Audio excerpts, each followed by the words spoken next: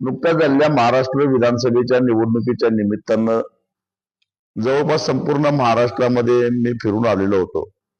परंतु ज्या पद्धतीनं निकाल लागले त्याचा अंदाज कधीच आला नव्हता. गेल्या 25-30 वर्षापासून निवडणुकीच्या प्रक्रियेमध्ये आम्ही काम करतो. निवडणुकीचा निकाल काय लागणार याचा अंदाज त्या प्रक्रियेमध्ये असणाऱ्यांना नक्कीच येत असतो.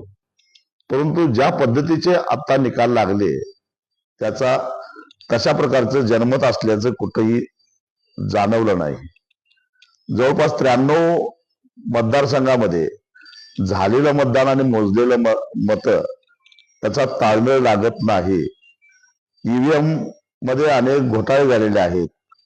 या संदर्भामध्ये सर्वसामान्य लोक उघडपणानं बोलताना दिसत आहेत. समान पद्धतीनं विजयी झालेल्या उमेदवारांची मतं, समान पद्धतीनं पराभूत झालेल्या उमेदवारांची मतं, हे सगळं अनाकलनीय आहे.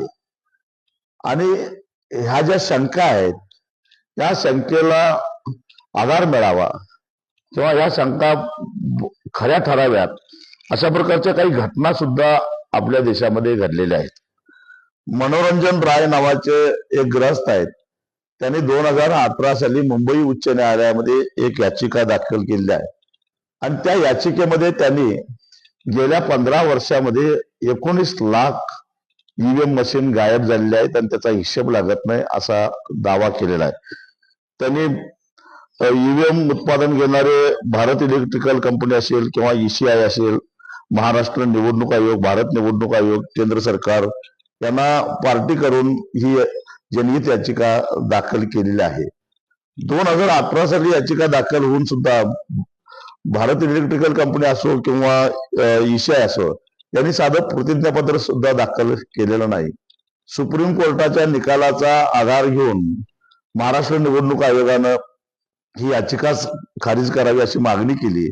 त्याला कोर्टानं फटकारलं. पहिल्यांदा प्रतिज्ञापत्र सादर करा आणि निकाल काय द्यायचा तो कोर्ट देईल अशा प्रकारे फटकारला आणि 18 डिसेंबरला आता त्याची पुढची सुनावणी होणार आहे.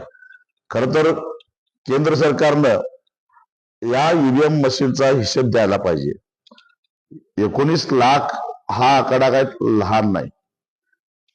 भारत इलेक्ट्रिकल कंपनी असो किंवा ईसीआय असो, या ईव्हीएम उत्पादन करणाऱ्या ज्या कंपन्या आहेत त्यांचा ग्राहक देशामध्ये एकमेव आहे, तो म्हणजे भारत निवडणूक आयोग.